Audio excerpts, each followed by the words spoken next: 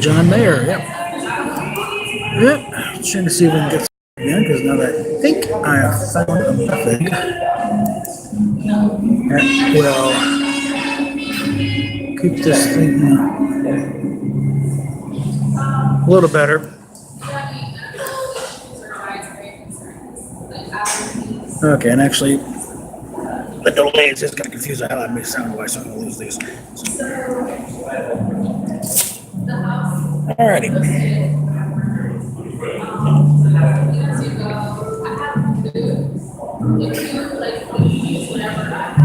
And hopefully this thing doesn't get hit by a copyright because of the music here, but unfortunately there's no way around it.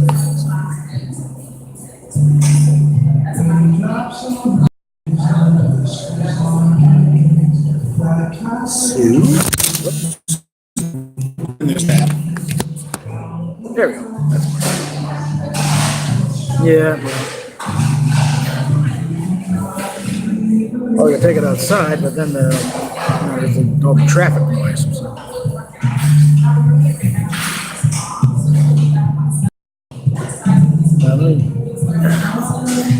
No, just slip. Because I got it cropped up on my computer right now. So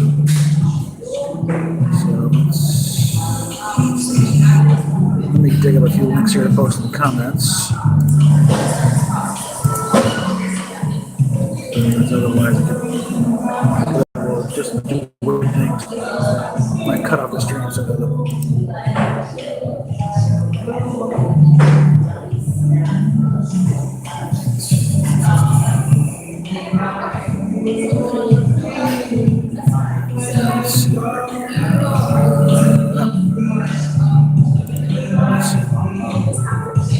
and it stops before it blows up the now.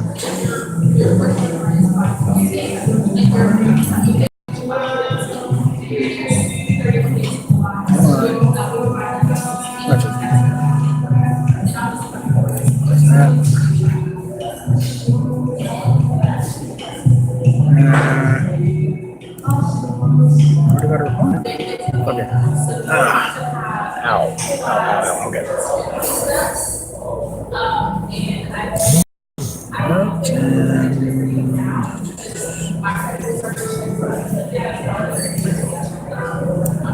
So they don't assume that's going to follow that.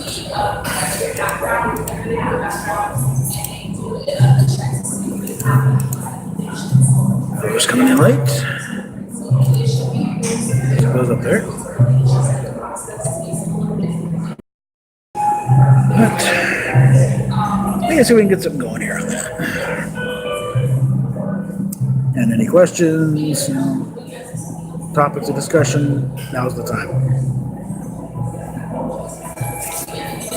Okay. Looks like apparently the Rian Johnson trilogy has been euthanized, I guess.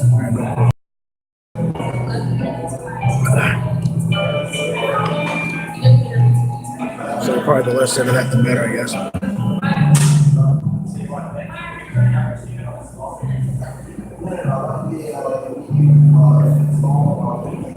Now, this one kind of occurred to me that with the big chat on Nerdrotic when they're the Peter Mayhew remembrance thing, Jeremy from Geeks and Gamers was chiming in via his phone while he was on a cruise ship with his family. So I was like, oh, wait a minute. Into the phone, I've been trying to. I mean, I knew I could do it on the phone, but I've been resistant trying it. So I thought, well, the Wi-Fi here is kind of questionable.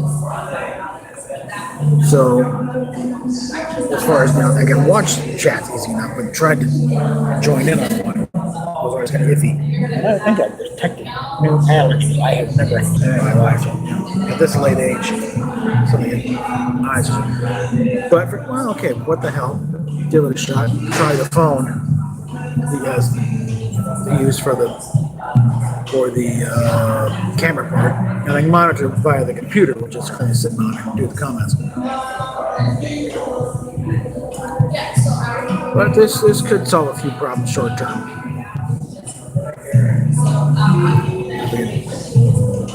Really make a go at this YouTube thing.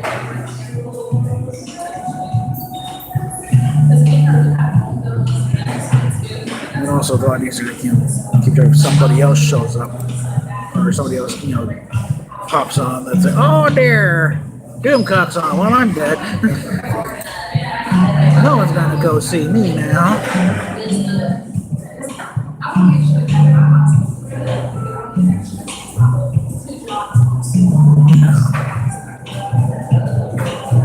Oh, comments still. Well, that didn't work. What the hell?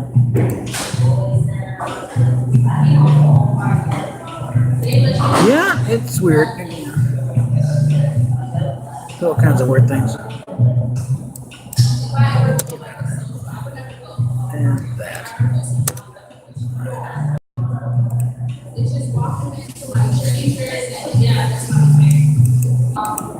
There and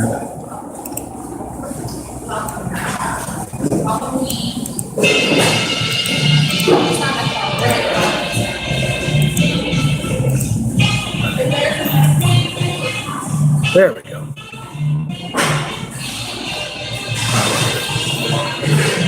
Alrighty then. So we got folks watching. Come on, chime in. It's supposed to be a chat. All lines are open. Operators standing by, getting bored. Take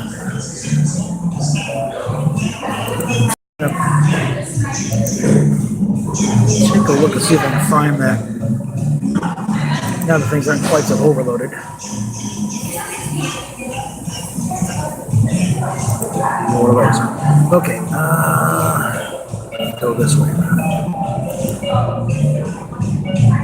I'm going to dig up my little alternate ending through Generations and regale the audience with that.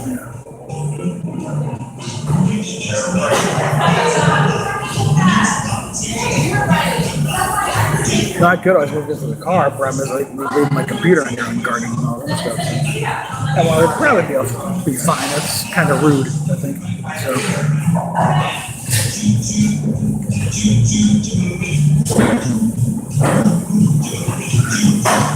There we go. I tried digging this up last time, but the computer was so bogged down. I really couldn't.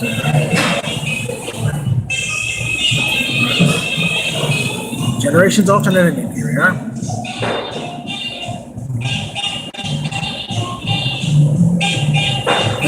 The date on here is 2010. I wrote this a lot further back than that. Not long after Generations actually ran. Hello, Gear 73.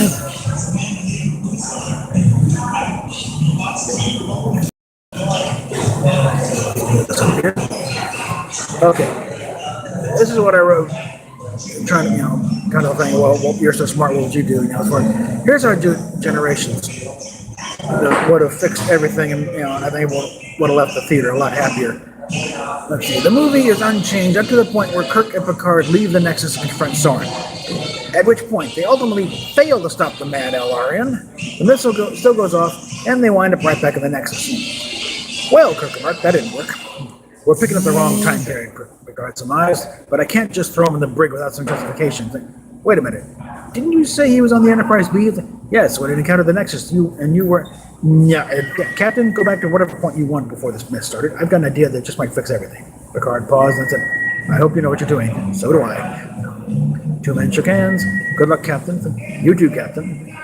Screen goes white, and we leave the Nexus 4, and we're in sickbay on the Enterprise B. Frantic and bloodied Soren struggling with Chekhov. No, don't just... Yeah, I can't think of back. Hand clapped down on Soren's shoulder and spun him around. He found himself staring in the intense eyes of Captain Kirk. Come with me. Get that? Not now, Chekhov! As Kirk hurried the confused Soren out of the crowded sick bay. Enterprise B is rocked violently by another discharge from the Nexus as Kirk and Soren reach the main deflector control room. You understand what you have to do, Kirk asked. Yes, Captain. Still slightly frantic, but a fresh determination. Thank you. Don't mention it. Now go! Kirk watched from the doorway as Soren quickly made the adjustments to the deflector. I misspelled deflector. Captain, cut his intercom. We need that deflector post in 1 minute. They're all dead. Now you know how it feels, Kirk said under his breath in the matter. Almost there. Almost ready. Stand by. Soren finished the adjustments, then stepped back and turned to face the forward bulkhead, his arms outstretched in anticipation. Now, Scotty yelled. He sprinted down the corridor. The graviton pulse lances out from the Enterprise B deflector, breaking the hold of the Nexus on the ship. As the ship pulls away, one last tendril reached out and took a ragged bite out of the secondary hull. Scotty came lumbering around the corner to see Kirk looking out into the gash in the hull, just beyond the environmental force field that stood between them and the hard vacuum open space. All right. Are you all right, Captain? I'm fine, Scotty. Scotty looked out in the void. Was there anyone in there? Yes, one of the Elarians. Poor soul. He'll be fine. Scotty looked at his captain as if he's grown 3 seconds ahead. I'll explain later. Harriman and Chekhov come running down the corridor. Need some proper medical care. I got a few choice words for the headquarters genius who decided to send the ship out with only half her systems installed. Flash forward 78 years, the bridge of the Enterprise D. Message coming in for you, Captain, Worf reported. Your brother thanking you for your warning about the malfunctioning heating unit. Thank you, Mr. Worf, said, suppressing a smile. Counselor Troy gave him a look, sensing an emotional uptick. Something you'd like to talk about, Captain? Later, Counselor. We should be getting ready, Riker said. Mr. Worf's promotion ceremony is in just a couple hours. Picard heard the Klingon growled. Number one, perhaps we should rethink the scenario of Mr. Worf's promotion. After all, it is his party. Worf let out a sigh of relief. I'll have an alternative than the hours. No hurry, Mr. Worf, and no need for theatrics if you don't want them. If you want to go with the simple ceremony and head forward, that'll be quite all right. Thank you, Captain. I'll make arrangements with guidance. Mr. Data, how long to reach the Amargosa array? 2 hours, 15 minutes at our current speed. Very good. You're the con number one. I'll be in my quarters following up on that message from my brother. Enterprise D sails off, movie ends, everybody's happy. And they could have used the Enterprise D bridge at the Vegas attraction at the time for that.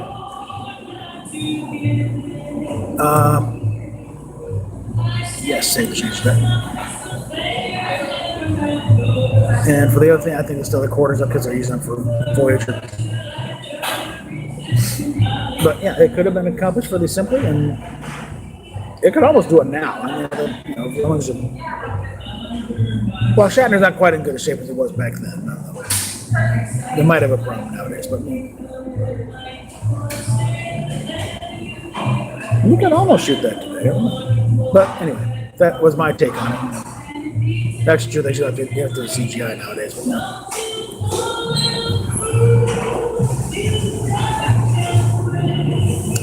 Or it might just, it might, bounce it off to Vic Mignon and his crew, see if they might want to do it. Here's an alternate ending. As if somebody has movie era sets. So. Well, there's that.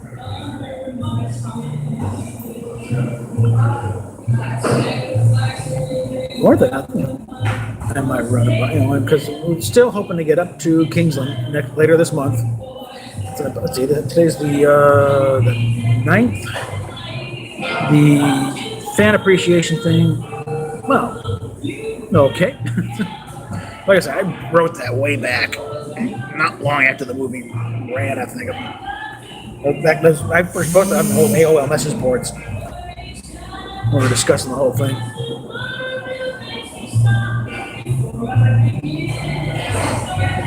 But let's see. The fan appreciation one is 20 or 2 weeks. So we need to, rustle up some money between now and then. And before anyone asks, super chats, I will not see those until like next month when they send out the checks. So yeah, well, that'd be nice, and it'd probably help on the back end. wouldn't help the immediate things. So we'll still have to do something in between now and then. Probably another payday loan.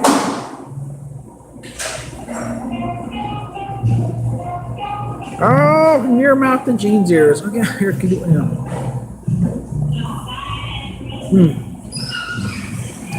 Well, again, first with anything, whether me or somebody else, they need to get rid of Kurtzman because he is killing this franchise.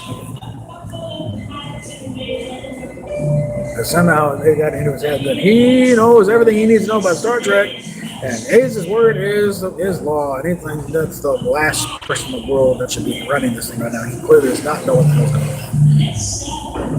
He was not a fan. His friends were a fan. He would see it occasionally at a friend's house. He didn't watch it himself.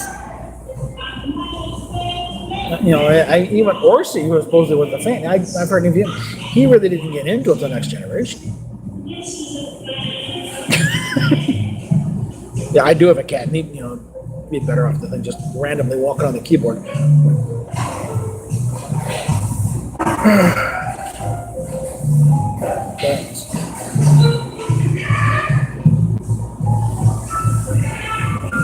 But yeah, they got to get rid of Kurtzman, and I think, and I do think that all the moves they're making right now, they are trying to reestablish some control over the franchise here.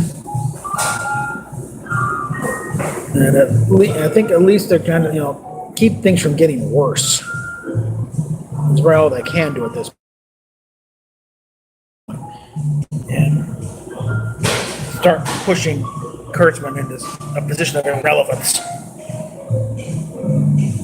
And hopefully head off any of his more destructive ideas. But I think one that needs to be actively fought is this Nickelodeon show they got going. A group of lawless teens find a derelict Starfleet ship. All right, one. What?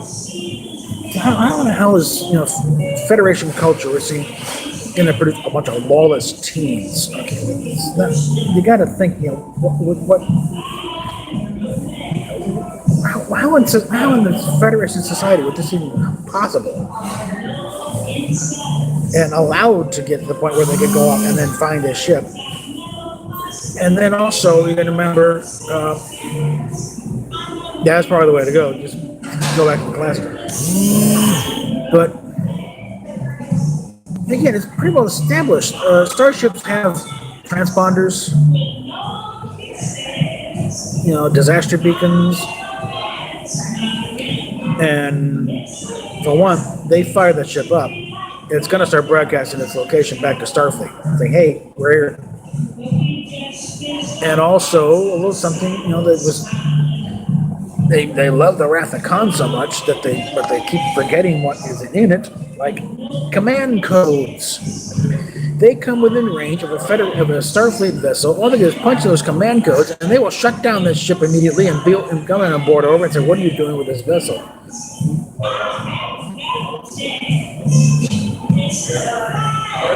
Oh, it's Nickelodeon. They're talking, for the younger set. Yeah, this is something to teach the younger set. We're thinking about Grand Theft Starship.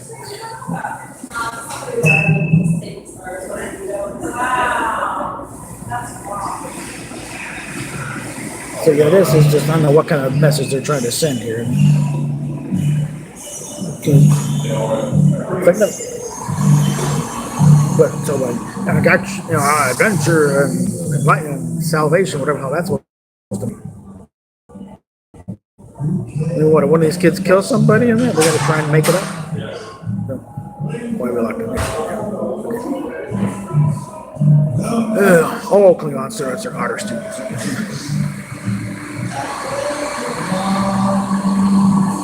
But this is ridiculous. So they're trying to turn it into Star Wars. They're in an existing universe. There's some precedents set up here of how things work. And one of them is just don't find a Starfleet ship and start joyriding. There are consequences, And frankly, there's enough today's stuff they wouldn't let that get away with that. Because modern aircraft have transponders and the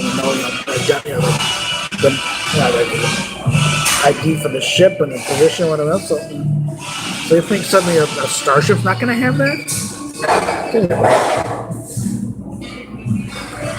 So, yeah, this has got to be shut down somehow. Or, I don't know how you could explain this thing somehow.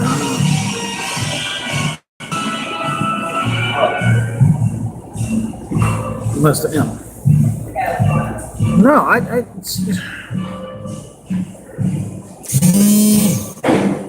no, the only way where they make the thing is it's not a Starfleet ship. They find a abandoned ship somewhere, but not Starfleet. Something else, something that doesn't, what the, it could be. I don't know. I haven't seen enough come with Bebop to say for it. But I bet you that's where they get the idea from. Because, it's like that anime thing, and just. Because I say, well, this is exactly the kind of thing that, Roddenberry essentially came out of retirement to do Next Generation to prevent. Because they planned they were going to do with a new Star Trek series in 85 was to have a ship with a bunch of cadets. And it was going to be basically Animal House in space. And that just, but they wanted to get Roddenberry's approval on the thing. Because they could say, yes, Roddenberry approved. And they'd say, no, I could do that. I could do better than this now. Then, would you please? Because they knew they were flailing, and they wouldn't have gone anywhere without him. So he had to talk himself into a corner, and he had to come back to work. So I think he knew it was starting to fail. So, but they keep trying to stick kids on the animated series. The same sort of thing. It was the typical 70s cartoon thing where, you'd have the regular crew, but they also had a kid equivalent tagging along. Their little kid sidekick.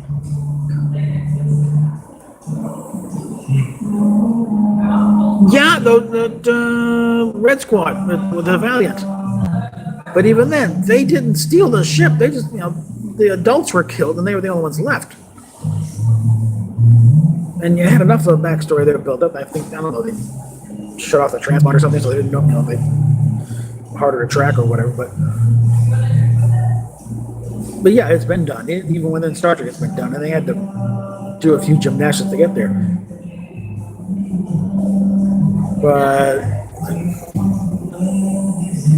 But they were going to have, every major character in this, what they were going to do for the animated series was going to have, like Spock had a fucking kid tagged along. Kirk had some young hotshot head, and everyone had a younger version of it.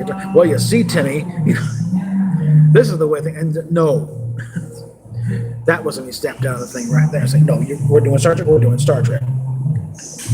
And the only real difference between the animated Star Trek and the live action was the fact that it was animated. But apparently, even the script size, it's like the scripts are about 40-some pages. So in a normal live action thing, one page equals about 1 minute of screen time. So the pacing was such that in the cartoons it turned into like 2 pages a minute. But if you turn those back out, I wouldn't mind Lucy Lawless on the ship. But no, if you stretch that out with normal pacing of a live action show, then you got almost the modern equivalent of an hour-long show. Because modern shows are about 40-some minutes when you figure more commercials. That day, the original series, because somebody managed to get a hold of a copy of, I think Goonies in Space, what they're looking at here. But they're talking, listen, somebody on YouTube, they had managed to somehow get a hold of the rerun packet of Space Seed with the network breaks and the commercials. And a commercial break for the original series was literally one commercial. That's how you got an episode like 53 minutes runtime. Because the way it would go, you'd have the little NBC Peacock, the following show is living color on NBC, into the teaser, Opening credits. Star Trek, brought to you tonight by Polaroid. New for 1968, the Polaroid can. And they run a quick little commercial, and then into Act 1. Act 1 comes in, one commercial. Then another, and then you didn't get more than one commercial and a break until like after Act 4. And the credits. And that's how a show ran. And in fact, I'm currently thinking, because I got a copy, I managed to download a copy of Space Seed with, I think, original effects. And then I also have the NBC thing and differently. I've got most of the elements, and I just want to find those commercials in better copies than what was on this thing. So it'd be nice if somebody has those same commercials but better quality. And then, stitch it all together. And this is, Mile Over Nova Night in 1967 or 68. But that's the way network TV was back then. Because nowadays the commercial breaks are so bloody long, or at least they seem so damn long. So they're cramming so many commercials, you forget what you're watching. Literally, it's like you have to put a Spider-Man. You're watching such and such on everything. Oh, I was. Yeah, that's right. That's why I'm still sitting here watching, beer ads.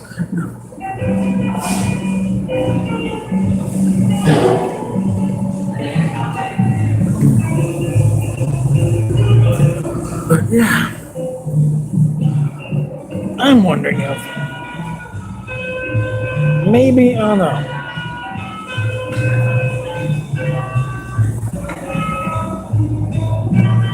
I mean, Star Trek is a creature of the small screen, so I've always thought the movies were.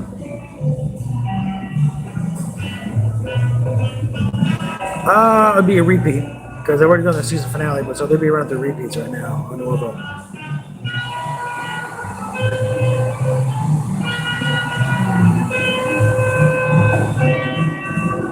Well, also, they also use 60-second commercials, or 1-minute commercials, too. Nowadays, it's amazing to find a commercial in 30 seconds, or like 10 or 15 seconds, so they cram them on as much as they can. But that just doesn't. I've seen 5 ads so far. What the hell am I watching again? Yeah.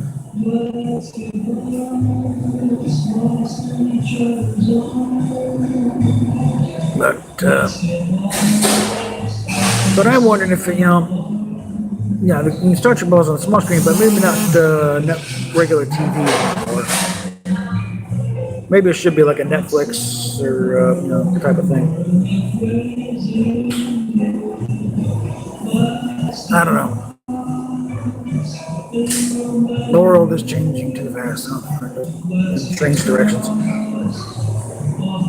I do think if CBS wants to really win back the fan base, one, after they get rid of Kurtzman, green light a 5th season of Enterprise and put that on their All Access thing. Okay.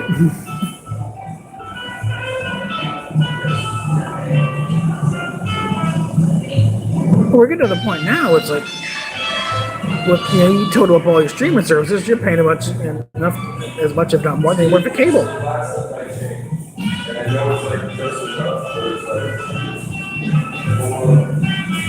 We're sitting on YouTube talking about Star Trek. How mature are any of us, really? So, I don't think they're talking 401ks and retirement plans. So.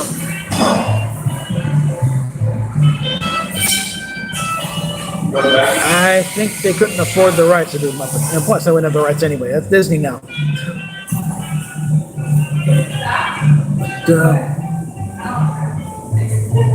But yeah, you want to win back the fan base, CBS, get rid of Kurtzman as soon as humanly possible.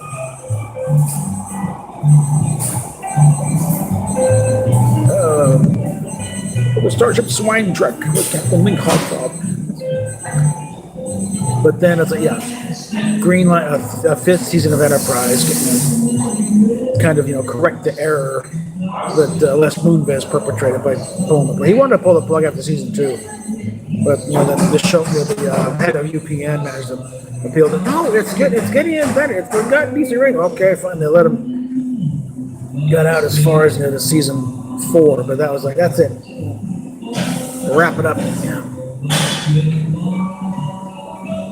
But I think one, also when they do it in the front, also drop these are the watches from the cover. It's like that didn't count. That was a bad holodeck episode. Yeah, think about it, none of it actually happened during Enterprise time. It was all in the Enterprise D's holodeck. So yeah, blame it. Somebody screwed up the program. But even so, it doesn't fit the timeline for the Pegasus episode either. Because you're trying to figure out where in that whole thing did Riker have time to go play on the holodeck. They were in the middle of a crisis situation for the whole time. So, whose harebrained idea was it? They should have done it, because the last they showed was the Enterprise sailing off into the sunset. And I don't think they had. No, they had destroyed the Enterprise by then. But they're supposed to be during the Enterprise. They just, whatever. If they could have just kept on the Enterprise D just sometime after all good things. Somewhere, or just put them in movie uniforms and have it. I'm trying to think if Nemesis was coming up at all. I didn't check the timeline. I think it was before. They could, had the crisis of Riker going through about accepting command of the Titan. Have that as jumping off point. So taking into account that yes, Frakes and Sirtis have visibly aged since Pegasus, and just because they can fit in the uniforms doesn't mean they didn't change anything about the face. Okay? There's been time passage here. Clearly, it's not fitting that episode. There's no way to fit it something like that. The concept they're going for, you should have been able to slide that episode into the Pegasus where they say it is, and nothing changed, nothing worked in that scale. There's no way to fit that because there's no gap in there to allow for all that activity.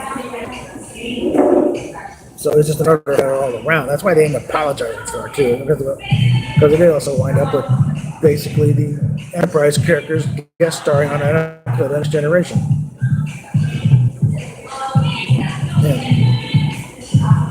And Frakes and Cert felt because they felt they were invading someone else's show. The Enterprise crew felt they're being pushed aside on their own show. And I'll accept that it was intended as a Valentine, but it turned into a slap in the face.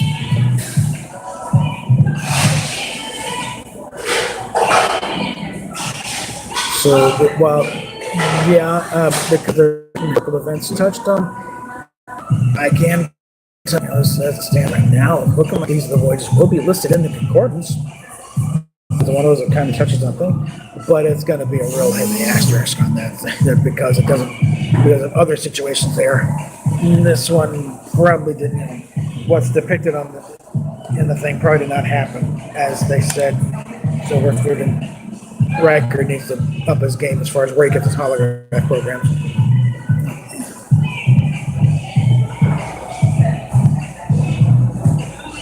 I can't explain away the problems with Pegasus that way, but I can certainly explain away the problems with Enterprise. And in case you didn't notice, the super chats are active now, so if anyone wants to chime in on that one. But yeah, first things for get a 5th season of Enterprise, get this and build it back. And even if it's a shortened season, so Backup can still do NCIS, New Orleans during the night. Peters' off season's up and just short season. And get the storyline, get them up to the Romulan War. And then figure out if you're going to go into the Romulan War at all.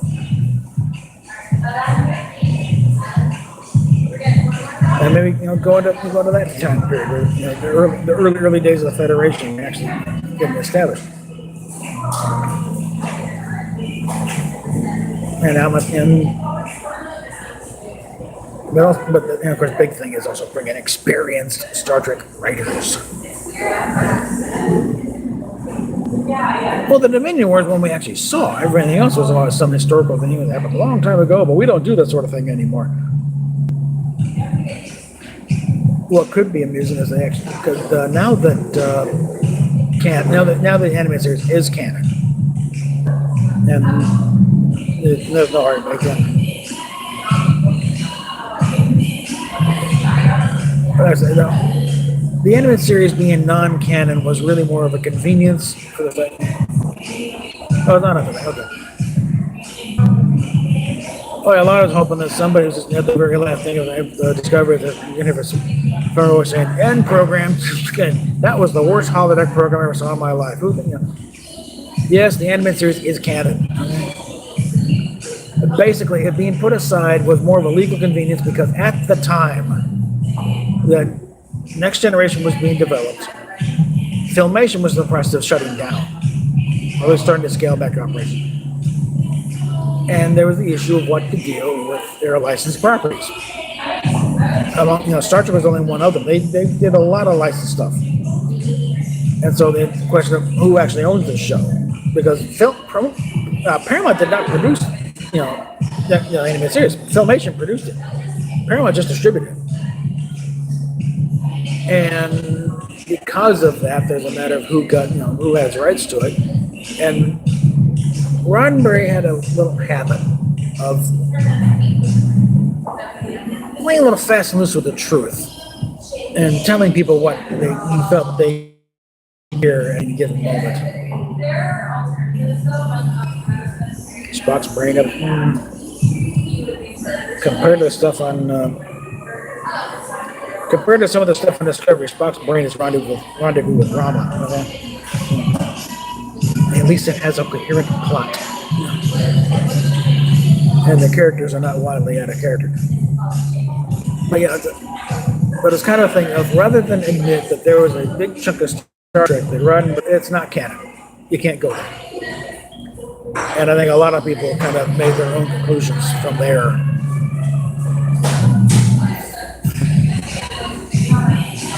I think mainly because Richard Arnold's in the shoot flat off a lot, kind of demeaning, I guess.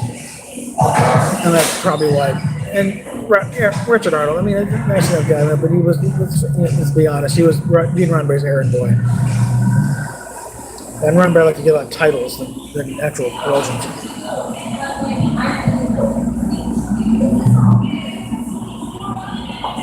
But it's like, when he was around Bijo, Trimble, at no point did he ever express any kind of sense of disappointment with the animated series. He didn't say in any future edition of Concordance, please take that out. I don't want to part of it. No. In fact, he had a copy of the Concordance on his desk during the production of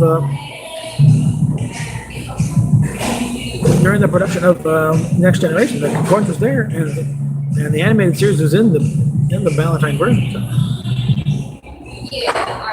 And also there, even in citing it's not there are certain things that Spock,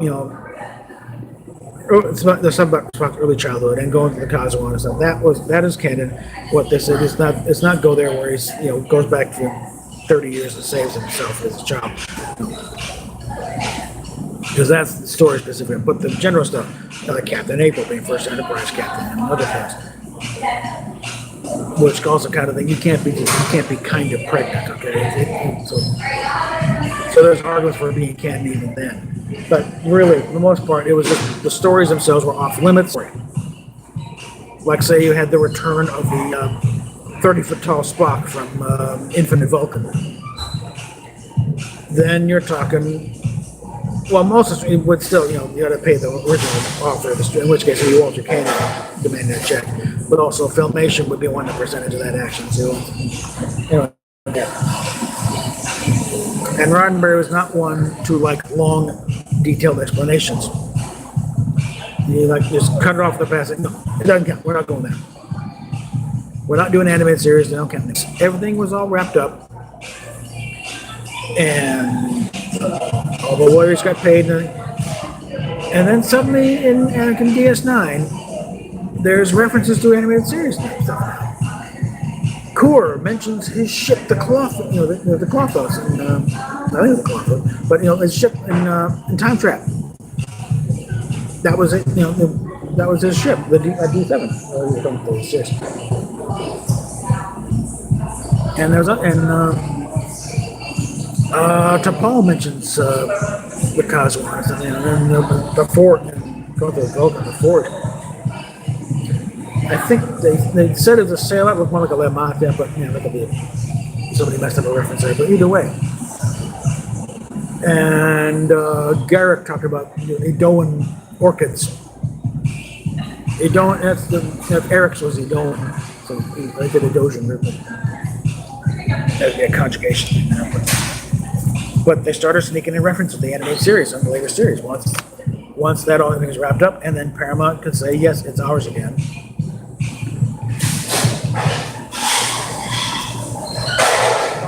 Geez, somebody tried again.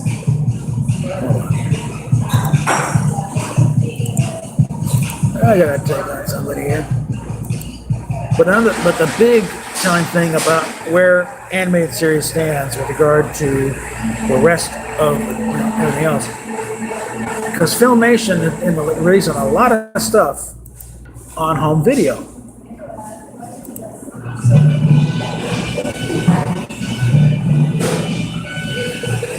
And when they do it, when Filmation, normally Filmation comes out, it's on the Filmation title, it's Filmation. But the Star Trek animated series is out on CBS Home Video. That's a key hint right there. And they even have a discussion in there. And one of the extras of, is it canon? And they put a big thing of, yes, it was Roddenberry's involved. It was by Dorothy Fontana. It was written by most of the writers from the original series. It had all the, most of the actors reprising their original. Let's see. Dealing with the Jude Beacom. Oh, are you mad that everyone outside your tiny YouTube hate community loves the show? No. I didn't see any demonstration of a significant amount of it. Okay, way to demonstrate your thorough lack of understanding of statistical metrics. Paradigm Lex has absolutely no motive below things that are neutral. They just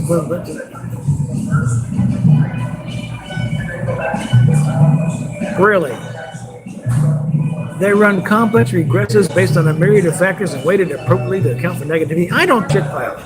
All right, guess what, okay? You just got yourself booted.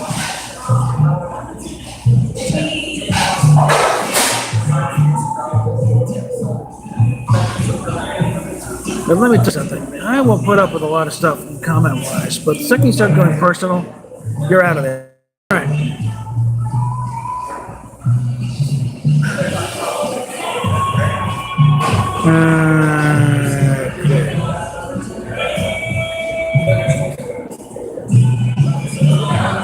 Yeah. Usually, planetary populations, there's just a single digit billions usually. So hundreds of billions, that's hundreds of planets.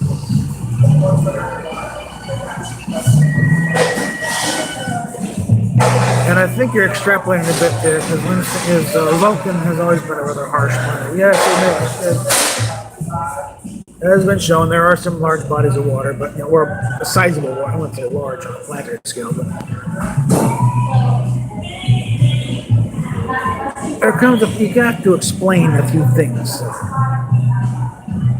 You don't just show what, and also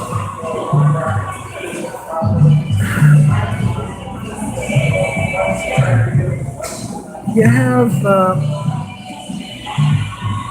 Mike Spock talking about when she's, say when she was going through the force of the Forge. The Forge is like Death Valley on Vulcan. Okay, so it's called the Forge, as in it's an oven, it's a blast furnace. Okay, it's extremely hot and hazardous area.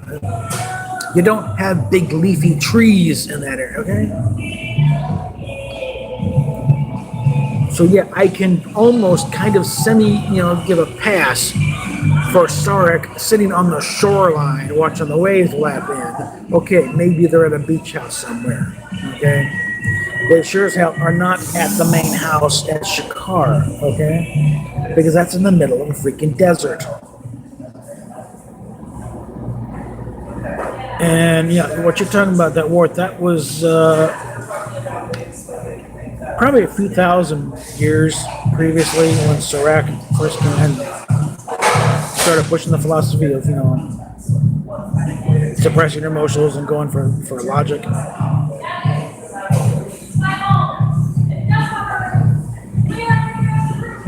Yeah, well, part of the thing is they film in Canada,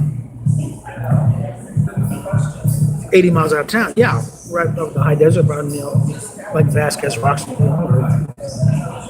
Star and Victorville. You'll find plenty of Vulcan-like areas out there. But and apparently, I guess they blew too much of the budget. They couldn't do any CGI action there. But it's like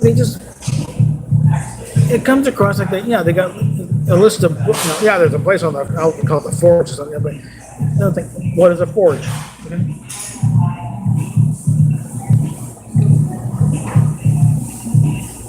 Yeah, you're not going to see a lot of scrub brush in the desert area in Canada, okay? But by the same token, on a desert planet like Vulcan, you're not going to find a lot of big leafy trees.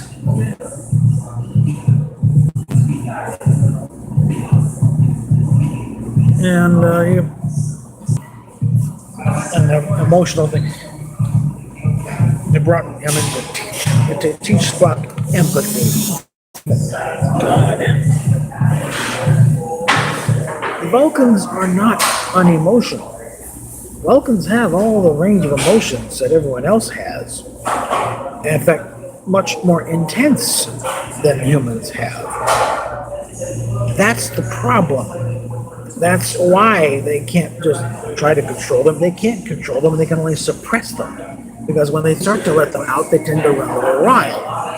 That's why they almost killed themselves, because the passions were driving so hard that they nearly just wiped themselves out. And why they are so sensitive to any displays of emotion. And they also play on that of why Spock is so much more comfortable in. They read him as a complete total fish, because raise an eyebrow. Whereas when he's rolling laughing, he just sort of sits back there and kind of smirk. To a human, that's very cold and detached. To a Vulcan, he's practically pulling in his pants and working his willy around his.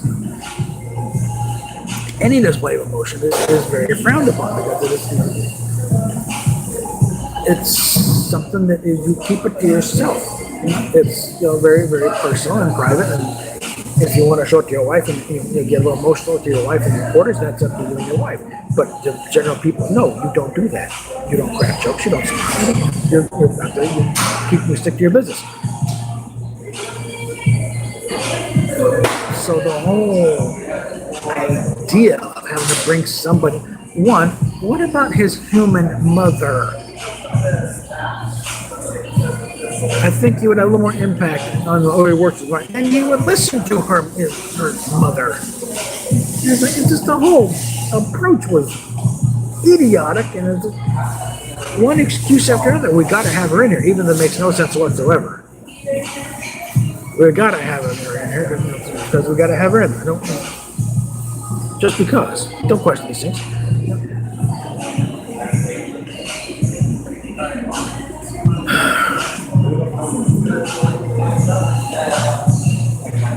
These guys, they're all up on all the stereotypes of Star Trek, but they haven't actually watched Star Trek or studied it. And I would like to see, Christian Fire, do you sometimes just go home crying yourself to sleep because these people are so idiots?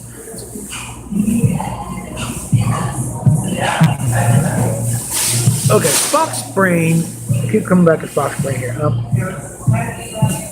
There's some speculation that Gene Coon wrote that as a joke. It's kind of, it's a bit of a, zombie story, kind of with having a working Spock's body like by remote control. And this one thing that this skull's brain is in a jar somewhere. But because when Gene Coon left, and he wrote under a pseudonym, Lee Cronin was a pseudonym. He was already left. He already left to work on the show somewhere, but he still had an obligation. Which Fix the Timeline bit was that? I think I've done a few, but he still had an obligation to supply like 5 scripts for the show, and I forget the other 4, but Spock Springs one of them. And I think there's been some speculation that he wrote it to see, just either to see if they'd actually buy it, see if they get a reaction out, or just he was just throwing something out there to get in there and be done with it.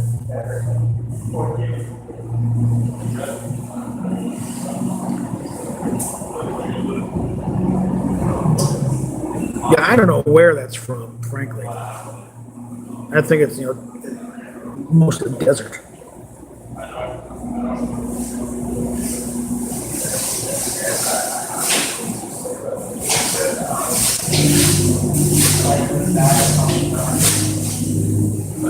Huh?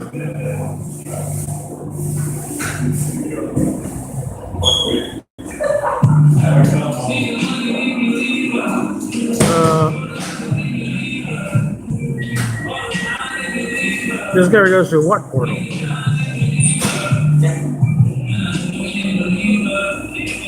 Yeah, and about that thing of using the actual footage from the cage.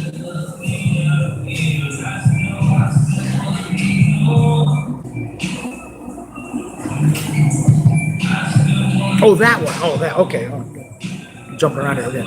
All right. My thing. Okay. As far as all right, the Vulcan of Paradise thing. Yeah, I don't know where that's coming from. Because so much of Vulcan physiology has to do with them coming from a harsh desert environment.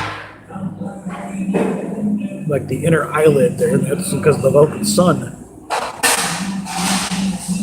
And the tolerance for the normal Vulcan heat is like.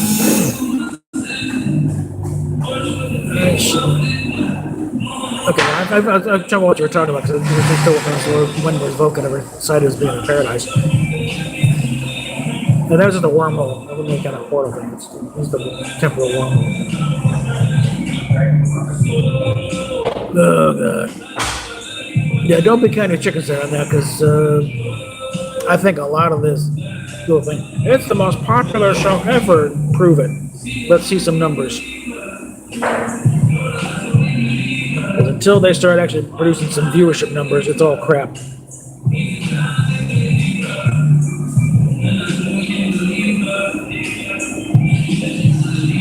And that's probably the biggest telling thing right there. That if this was the most popular show ever,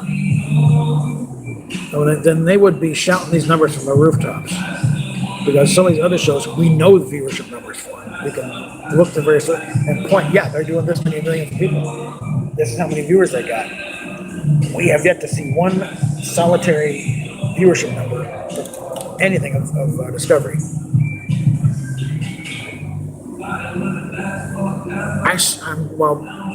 Also, I see a lot of Stranger Things merchandise in Target and stores. I don't see anything on Discovery. I think I saw the DVDs at Target once, and then never again. Orville is shown is the Orville. There's one of the first big extra. There is a thing on the Pay Center. They just wrapped up season 1, and they're talking about and real good comments on there. And they try to avoid taking shots at Star Trek, but it creeps in Discovery about how they are fulfilling the promise of Star Trek. The other show isn't. I think it's on, yeah.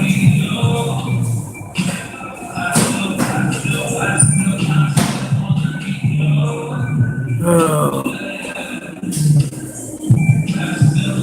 Well, you gotta.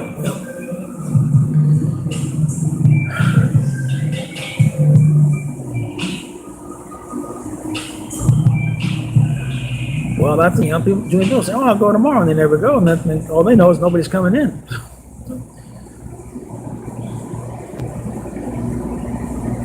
One thing, maybe some of these writers get them all copies of the Writer's Guide, Because I don't know if that show even had much of a Bible. But there's just basic writing tips in there about believability and having the characters act realistically. For one thing, there's a definite move away from any kind of real techno babble. You don't go into big long explanations of why things are doing what they were. Like and they use an example. You never see Joe Friday explain the mechanics of his 38. The powder and the primary and the firing pin and stuff, and why the bullet does. No, he pulls a gun, he uses it. You don't never see Matt Dillon explaining the breed of his horse before he gets up on the side and rides, and stuff like that. People use this technology. They see him pull it out, use it works, move on. And also the situations, you try and translate it into an equivalent real-world scenario. And the example they used was they say United States Starship. Just a deliberate error type thing about being fired upon by some enemy vessel somewhere. They refuse to identify. Their shields are failing, and just as the shields are down, the last two becoming, the last minute, Captain Kirk, takes a scared yeoman in his arms. They both watch the people coming in, torpedoes rolling in, and then okay, what's wrong with this scenario? And they give you options like the terminology. It's not United States service, or it's this is too much like space pirate stuff. And it's the United States, that's solved with a pencil slash. That's not the big deal. And the scenario is such. We've actually done similar stuff in previous this year, but the criminal offense here is Kirk in a time of crisis,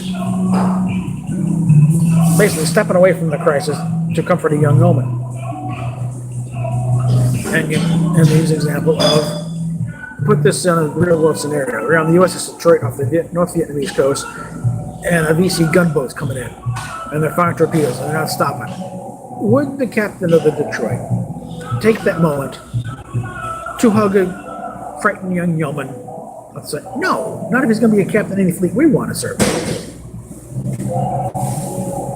And at one point, there's a Q&A section there, and they're saying, if the reason you give for them acting like this is it's science fiction, then don't call us, we'll call you. Because character development is character development. Good writing is good writing, bad writing is bad writing. And you don't excuse it by simply calling it science fiction. Because a nonsensical plot's a nonsensical plot, no matter where you put it. And writing a good science fiction show on that level is no different than writing a good Western or writing a good police procedural. The characters have to be believable, or you're wasting your time.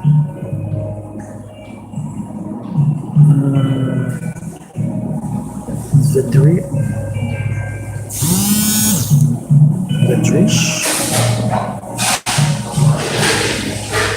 I have no idea what you're talking about there. Virginia?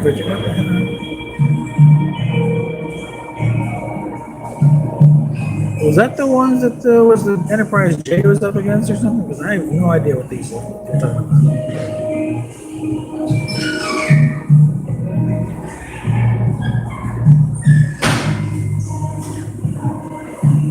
Because frankly, all we know about the Enterprise J is it's about the size of downtown Los Angeles.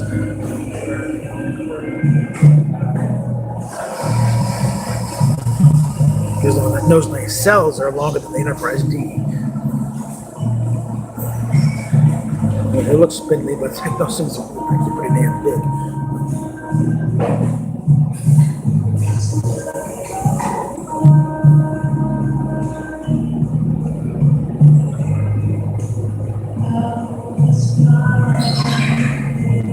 I don't think they went into the detail of what they were. It's just that it was just the name.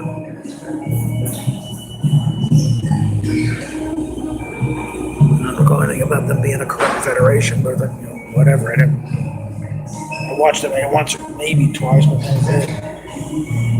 I have no intention of going back to watch them again because I deleted the episode from the download, and I have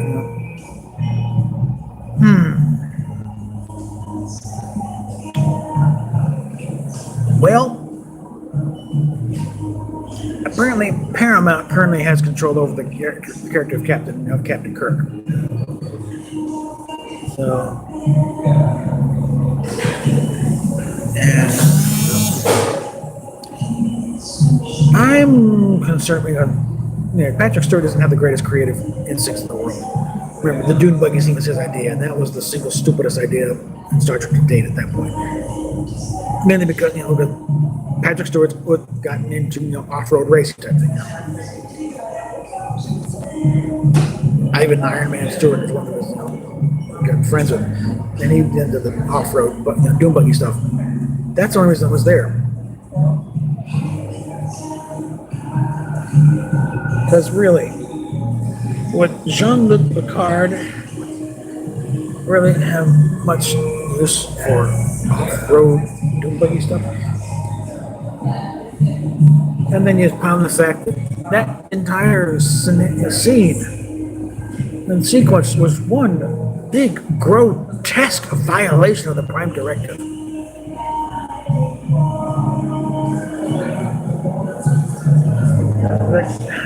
Yeah, Shatner's 88 and Stewart is pushing 80 right now. Although Shatner says he probably outlived us all. Partly because he had he went some tests some years ago. He has like 5 times the level of dopamine in his system, which means his energy level is always up there. And he's taking pretty good care of himself.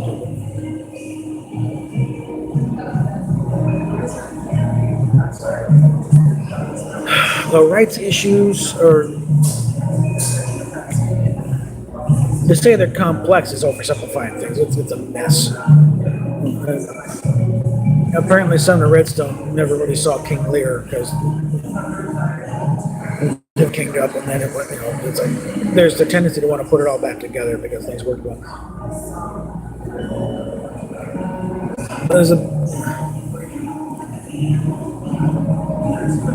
I gotta think there,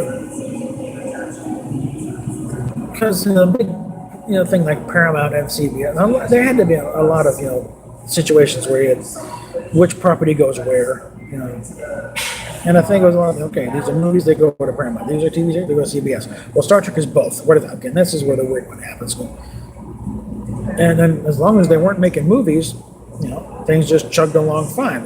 Paramount could put out home videos and new releases of the movies every so often, new versions, Blu-rays, 4K, whatever, and CBS just sits back and licenses out merchandising and occasionally shows reruns. Okay, when they started doing movies again, then you had issues. And that's when you got JJ coming in with the Bad Robot. We call it the Bad Robot license, I think, more out of convenience. Because I'll give allowance to the fact that, that maybe Secret Hideaway is not a cover for Bad Robot. Because I think Secret Hideaway was Kirkland's own company that I think he put up when he and Orsi split partnership with. Well, who knows? What's done is done. Whatever, how it started.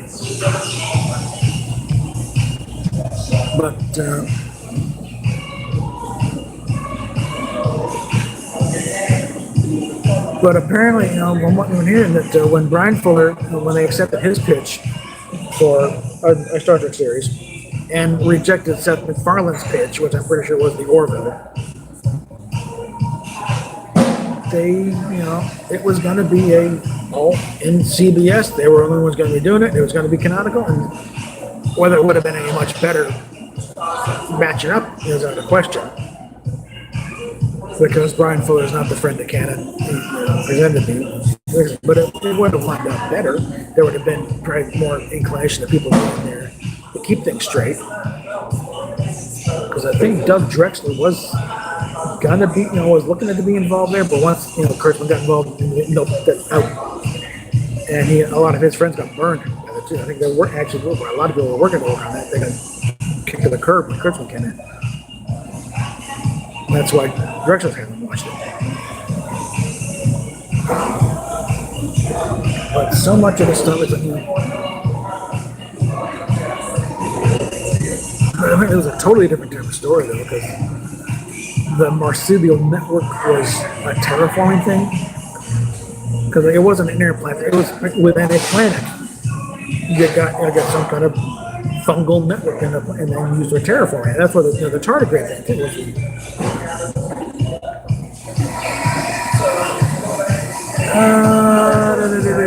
Well, Marina Sir's has been busy. She's got a recurring part on Orville now. So.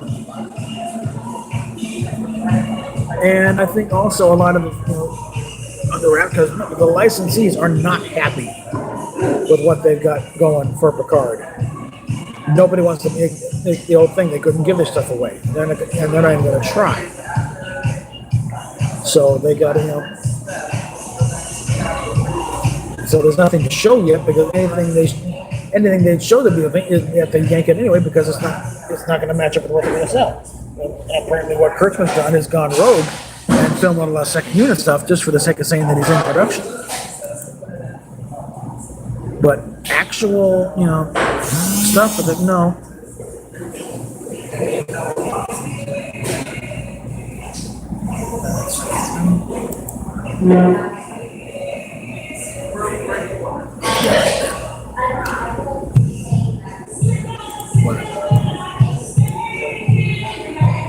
But yeah, right now there's nothing to show at this point. It's just the second unit stuff that is not, it's nondescript, nothing, anything like I went just a regular cities type thing. He may be, I don't know.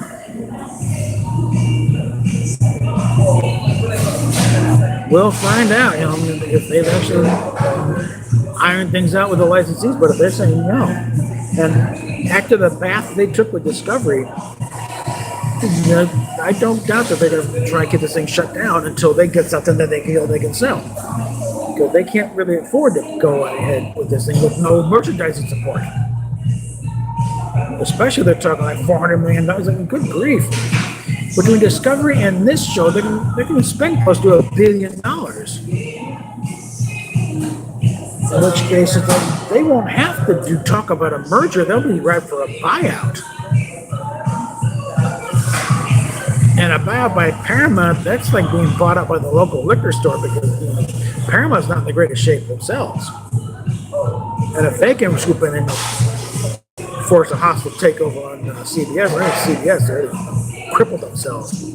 So,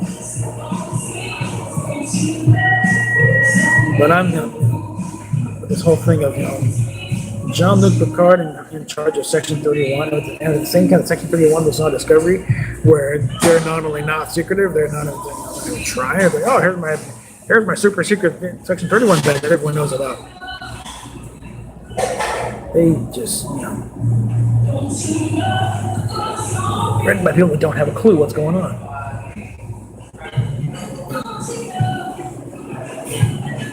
Anyway, we have been at this for an hour and 10. Well, Patrick Stewart's always looking for. He didn't want to come back. It was going to be the same character because he felt he had done that character already.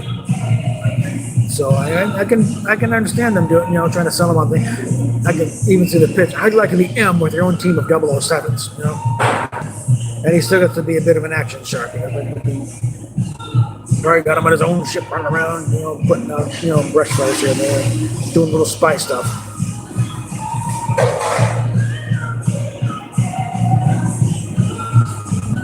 But it just, the Kurtzman is still running hurt on this thing, and Akiva Goldsman in there, which his record is spotty at best. He's been involved with a lot of dogs. And not good dogs. A lot of mutts.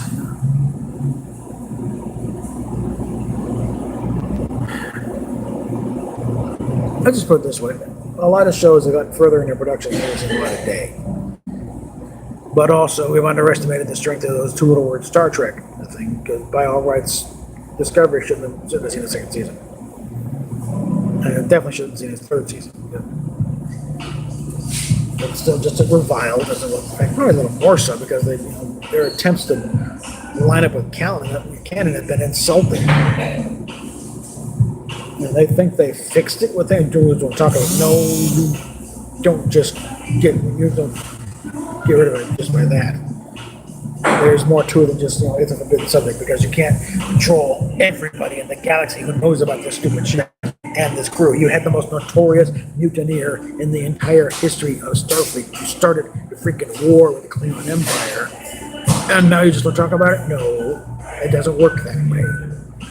That sort of thing, the sloppy writing and the total lack of understanding of any kind of real character, human nature. People are going to talk. The more people involved, the more leaks you have. They should have known this is personal experience because generally, happy productions generally don't leak. You don't have these stories coming out if everyone's going nice and hunky-dory. Because someone's going to want to, let it be known that the Emperor has no clothes and the ship is sinking. Now, Kowalski says all he got was, favorable stuff. Well, I'm kind of curious what it was, because I don't think he's really shared any of that. But people were looking for the doors. They were constantly asking questions. Why is my character doing this nonsense?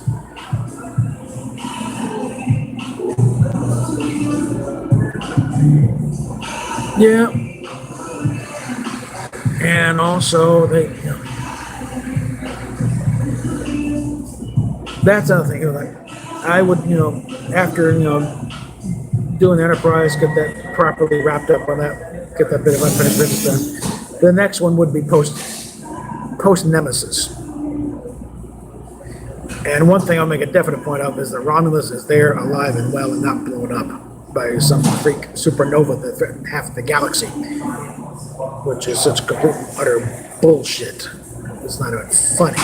How the hell that got past any... Oops. Power here. But not only do supernovas not threaten the galaxy, they're where we get all of our heavier elements. They're produced in the hearts of supernovas.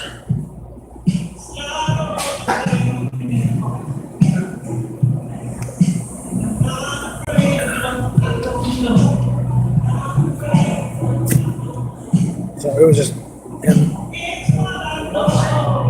another case of where they just punted red matter. That goes right in there with time crystals.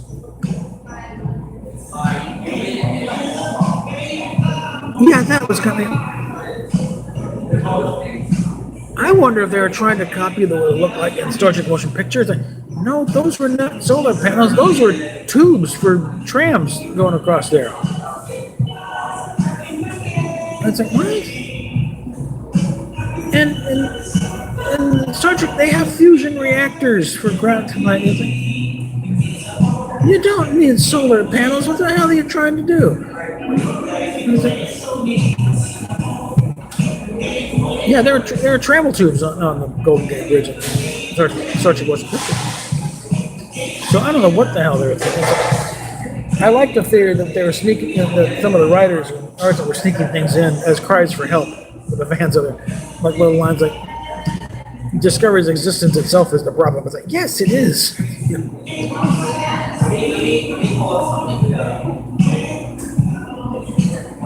Well, we've been at this for an hour and 16 minutes here, and not really drawn much of a crowd here. So it's like, I'm gonna go and wrap this up here. And also, the phone needs to recharge here because it's down at 15%. It's got to sit idle for it to charge back up. So,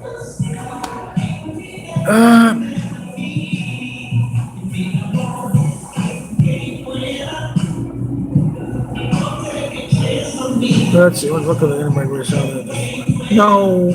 You do that crap, and that's just You do that, then the show loses all integrity whatsoever. And plus, you go back, and every time another show has gone back to that period, they were slavishly loyal to the look of the show. When Scotty opened the holodeck for the bridge in Enterprise, they use still frame from this side of Paradise. Still moved to like a 3 second thing. Yeah, well, not. I don't know how much of that got up. But when they did Intermarriage Darkly, they rebuilt all the sets. So, but oops. No perception filter. No, that's just asking for trouble. Because again, you do that crap, and it's just, oh, for Christ's sake, come on. This is a temporary situation right now.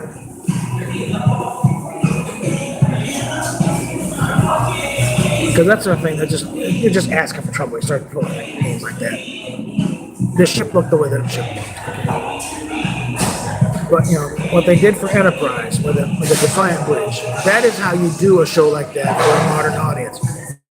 Real view screen. You don't just do a slide projector or thing. You put an actual plasma screen up and little flash screen monitors around the bridge. You use modern material, but you keep the same design. Yeah. Listen, I'm getting low battery ones. I think I'm going to have to wrap this up here before my phone dies on me. So, PayPal, Patreon in the description down below, and hopefully we can get this a little more, get the kinks worked out and make this actually work here. So, and I believe Doomcock is doing a chat later on.